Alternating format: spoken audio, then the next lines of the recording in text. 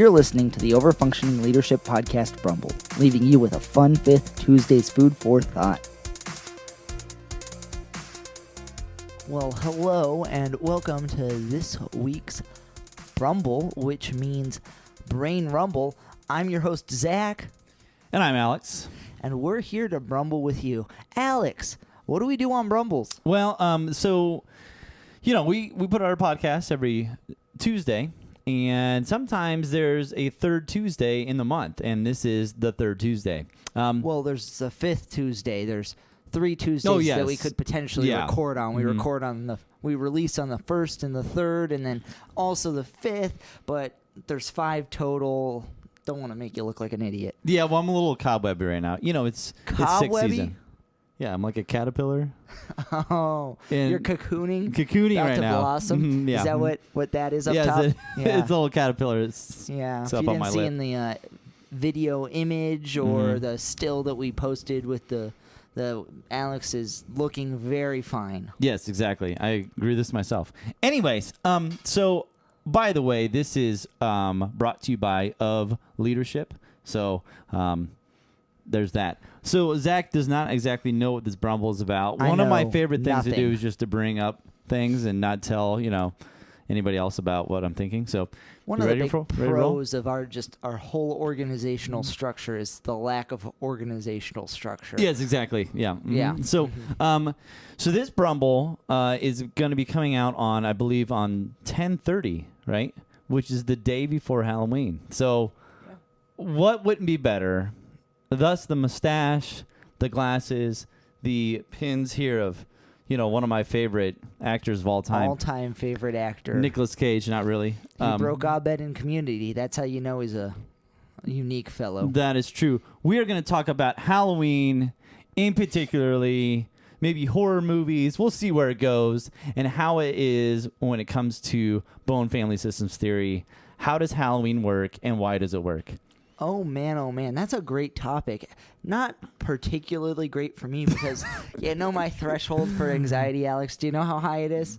It's not high at all. Yeah. It's very low. Way in the pits. Now, but also you are much like me and we don't watch any horror shows. We do not. So that makes this a great topic for us. Exactly. Yeah. So our threshold for horror is low. way down. I hate horror movies. Same. As the Zac here. I've seen one in my entire life, and are you serious? Yeah, maybe two. But I think I've seen The Shining, and then there's another. It's like one of the worst. Okay, yeah, seen that. It is what it is. But then I also saw one that had some sort of possession stuff that gave me the heebie-jeebies. Not a fan of that. Yeah, don't like when you bring in that dark spiritual element. It just like shivers down my spine. Now, not a fan. Zombies. Where are you at with zombies? Oh, that's not horror, that's gore. Yeah, I find zombies are very unlifelike. I've seen Z Nation was that Tom Cruise or who knows who that was. Wait, no. World War Z. World War Z, yeah. Z Nation, I don't know what that is. That's a TV show I haven't watched that's about zombies. It was I call it a remake of The Walking Dead, but I haven't seen it. Okay. Yeah. Not like iZombie. No, which Stefan, my college roommate, loved and know nothing about it, but it looked like a typical CW show. And let me tell you, I don't like the CW that much. But we digress. So let's dig into this a little bit. Let's get down into the gory details, pun intended. So, Zac, why do you think Halloween works on an anxiety level? Halloween as a whole, well, I would say that kids love candy, right? That's how you rope them in. It's true. You rope them in young, and then they realize that they've been trained to love a holiday for years and years that isn't actually about candy when you're an adult. It's about dressing up. Typically, the media portrays it in a sexual light. That is true, yes. Wear almost as little costume as possible, especially if you're from the female persuasion. You pay more for less fabric, and that makes sense. Yes, okay. Yeah. But on like a horror scary level, like specifically like scary houses, what are they called? Haunted houses. Yes, haunted houses.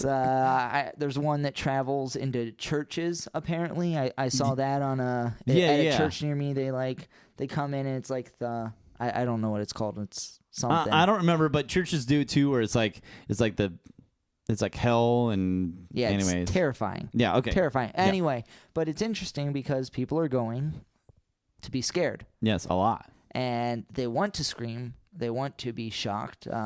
My current housemate actually has done, it's not Halloween related, but in college he had a YouTube channel where he played through horror video games while recording his reaction.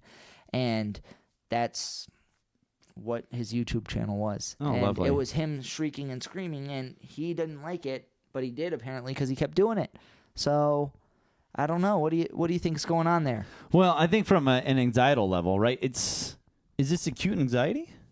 In some ways. Yeah, it's fight or flight in the moment. You know, chronic anxiety is the things that you let happen, you don't address. But the acute anxiety is like, I got to do something. So could it be that within our lives we deal with chronic anxiety all the time? And so in case you did not know these two terms, acute is like right now, fight, flight, freeze, or gather, I believe is the fourth one. Yeah, something like that. Something like that. Yeah, where like you no. Yeah, you gather. Anyways, I don't believe caretaker. in the fourth one. Caretaker. I don't believe in the fourth one. You don't believe one. in Roberta Gilbert? I mean, I believe in her. I don't believe in. There only needs to be 3. The triumvirate. Yeah. Anyways, or you have chronic anxiety, which is right here, right now, all the time with relationships. It's just sitting there, dependent upon how are you relating with other people, and you can reduce the chronic anxiety by being more self-differentiated, which means that you have a solid foundation of who you are. You go to people directly. You think more than you feel when you're making decisions and responses. So anyways, there's lots of different things there. So what are the 4 again? Fight, flight, Freeze, caretake. Caretake. Yeah. Huh. Anyways. Never heard the caretaker one. Yeah, caretake is We like might have when talked something about bad it. happens, you go in and you want to take care of everybody around you. That's the caretaking. I call them the moms. Yes. Yeah. Moms. We I like know moms. several of them, including Mathen, a kid on my freshman hall. He was a guy, but he mothered me. That's for another discussion. Whole another time. nother my mother issues with freshman year. Yeah. Yeah. So my thought is this: since people are living in chronic anxiety a lot, Yeah. do you think like Halloween gives them an opportunity to somehow relieve in some small facet this chronic anxiety through an acute anxiety of getting scared? Yeah. I mean, it's a safe way to let out that pent up aggression and to. I mean, what other opportunities do you have to release in such a way? You have. I'm thinking like boxing, fighting, like MMA is like very aggressive. It's where you can channel like. You can unhealthily release stuff, healthy too, I guess. Yeah. Football, contact sports. You when you get pent up to a point, you have outbursts, right? You lash out at people. But Halloween, the only other option you have is to cry or be scared and cry. Like that's how you deal with anxiety, right? Yeah. So would you say that this is? I don't know. It's just a way that society's put in. Like, I'm trying to think of other holidays that are similar to this, to where there's this release of anxiety through an acute way. Groundhog Day. I mean, the anxiety that we feel not knowing when spring is coming. I've been to Groundhog Day. Oh yeah. How was it? In Best day of your life? It was interesting. At a point in time, I was dating a girl, and it was in public, and she wanted to kiss me all the time. I mean, who wouldn't really? Yeah, but yeah. anyways, so it made it weird. You look a lot better without the stash. No, but for real, like, let's go back to Halloween here. And Halloween is one point in time, but there's also people who just really enjoy horror flicks. And as much as I don't like the broad stroke things, like, is part of watching, I don't know, because I don't watch horror flicks. Like, is part of it because you get to get this release, or? Well, so how many people do you know? Like, do you have people in your head you think of when you think, I know people who like horror movies? Not anybody close to me. Okay. I have a couple. And the people who I know that do that sort of thing, that are into horror movies, those despicable people. Yeah, exactly. Who go to haunted houses, Bunch those of awful sickies. people. What they're doing is, I've been to from a them. triangle perspective, though, I don't know anyone who goes to a haunted house by themselves, right? Isn't that true? That is true. How many people do you know that sit at home on a Friday night? They're eating their tub of ice cream, crying to themselves, watching. No, they're watching a feel-good movie, right? They're not. Of course. You don't do something that brings you down by yourself, unless you're some sort of masochist, right? That's why. Or my father. I remember there's a story about my father watching Silence of the Lambs by himself because it was on TV and he just stumbled upon it, and then he's just like underneath his covers, like slowly he lost crying the to remote himself. in his terror. He freezed. Flight. He definitely freeze. froze. Yeah, but you think about that, and people come in and they have this shared common experience, and it grows them closer together. I actually have a friend who went on a first date recently to a haunted house. It was a first double date, and so it went well, and I bet it went well because endorphins were flying, and they were coming closer together and running away Physically as well. Yes. And so I think that the triangling of that has a huge part to play in it. It's one of those common experiences that everyone has pretty much one opinion of it, right? Like, this isn't that enjoyable. Maybe I'm going to brag that I wasn't as scared as you, or I didn't pee myself as much. But you end up saying, wow, do you remember this? Do you remember that? We all shared the same emotion. We all had the same reaction. There's a groupthink herd mentality. You're being herded through a haunted house. Maybe I'm oversimplifying, but No. So you end up with just a nice, heartfelt experience of zombies or sexy, bloody nurses or chainsaw guys. Chainsaw guys. Yeah. And aliens. I always like the alien ones too. Yeah. Somehow that's horror. So my question to you is, what about the extreme haunted house experiences? Have you heard of those? I have no idea. What are you talking about? Apparently, there are ones that are like you go to a haunted house, you sign a waiver or something, right? But they're not allowed to touch you. They're not allowed to do it's harmless. You're safe. But there are certain experiences you can pay for where you sign a thing that allows people to touch you, to startle you, to spray watery fluids all over you. You come out covered in high fructose corn syrup that's been dyed red. Yes. Whatever that looks like. And ketchup. So what are they going for? I don't know. I have no idea to answer that. Do you just... It's got to be lumped into the same. You just need a higher level of anxiety release? Yeah, the extreme sporting, jumping out of an airplane, going into a haunted house where they touch you. Is that on the same level? With or without candy? It's Halloween. Candy's at the end. I have no idea. I mean, I don't want to lump this all into one sum, but there's got to be something about the release of anxiety, right? Is that the use? Is that the use for Halloween, I guess, and why it pulls people in? Yeah. I mean, you get that endorphin high, like you're startled, you're scared, your blood rushes, and you forget about everything else.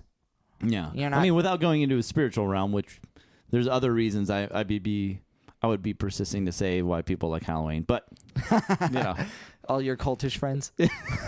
Yes, yeah, a lot of melting of candles onto your own body and goat's blood. Yeah, exactly. Mm-hmm. People with tiny heads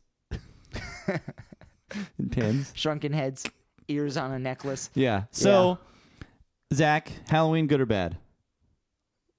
Good until you reach that age where you're not allowed to dress up to get candy for free. Yeah, and then it just becomes a scare tactic. Honestly, can I just say Halloween got bad when your mom starts checking your bag for needles? Because, once this whole fear-based mentality we've talked about, yes, I'm sure that's actually an issue in places, and you should razor blades, you should needles. check for those sorts of things, I guess, if it's a real issue, but. We talk about, the fear-based mentality, the anxious system. Increased anxiety. Yeah, so, it's interesting to see. We've talked about how things have perceptibly changed since we were younger. Kids less trust of people you don't know, less freedom. and more fear. You know, I read in the news the other day, this happened, be afraid. Ooh. Yeah. Mm-hmm. So, I mean, I think that's played a part in Halloween as well. So do we need more Halloweens? I mean, or just one perpetual Halloween? Some people would say. Nah. I mean, I love being able to go into a shopping complex and see that there's one huge store that says Halloween for 3 months or 1 month or whatever, and then the rest of the year says nothing. Mm-hmm. Doesn't sell anything else. Don't they switch over to Christmas? They might. Do they do Easter too? Probably not. Nah, probably not. Christmas isn't. Christmas. But they do Halloween. 4th of July, probably. Yeah, fireworks. Yeah. Well, I mean, unless you have something else, I just thought it was an interesting topic when it comes to Halloween, just from an anxiety level. Yeah. No, I definitely think there's a release of anxiety there. There's the opportunity to bond with friends. It's a communal experience. Yeah. You have the opportunity to be something you're not. We haven't talked about costumed experiences, but you have the ability to sort of just be like, hey, like... You want to be a pickle? You can be a pickle. Pickle Rick. So, you know, just lots of good little aspects, but I'm in it for the candy, and the Easter Bunny also brings me candy. So... Yeah, exactly. Yeah. I'm in it for the rock band that I get to play with my friends. Oh, yeah? That's about it. Yeah, we haven't talked... Why rock band? Just a tradition? Yes, tradition. Yeah. Mm-hmm. Like Halloween. Bob Fossil dancing. Yes, exactly. Yeah, all things that people should be Googling as we're saying them. Anyways, well, that's going to actually wrap up our Brumble. You can check us out on iTunes, Google Play, YouTube, Simplecast. The Facebook, fb.me/the OF podcast. Whoa. Actually, OF Leadership, I changed it. It should be /OF Leadership. Yes. And then email us at theofpodcast@gmail.com. That's theofpodcast@gmail.com. Thanks, Jesse Huffstetler, for our sick beats before and after, as well as other technological help he's provided in our music production software. Yes. Like spooking me. Ooh. And with that, I'm Alex. I'm Zach. And we'll see you next time on the next Brumble. Adios. The card. See ya.